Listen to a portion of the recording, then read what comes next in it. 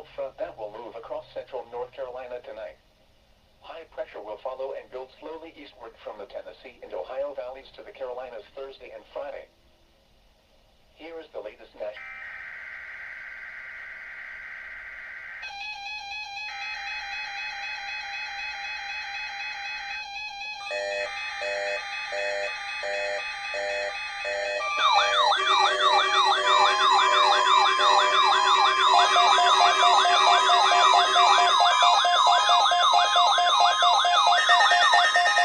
This is a test of the Weather Radio's warning device.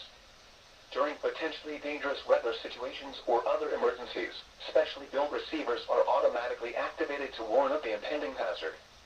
Tests of these receivers are normally conducted by the National Weather Service every Wednesday between 11 a.m. and noon. Reception of this program and the warning alarm will vary at any given location. The variability becomes more noticeable at greater distances from the transmitter.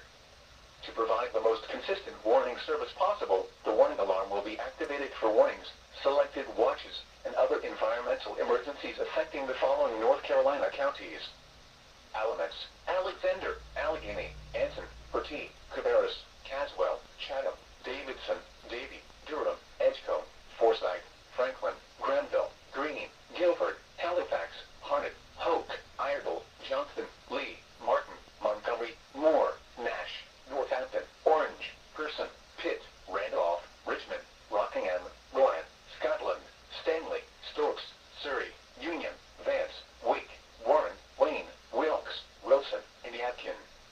The warning alarm will also be activated for the following counties in South Carolina: Chesterfield and Marlborough, and the following counties in Virginia: Brunswick, Carroll, Floyd, Grayson, Henry, Mecklenburg, Patrick, and Pittsylvania. This includes the independent cities of Galax, Martinsville, and Danville. Repeating, the National Weather Service has just activated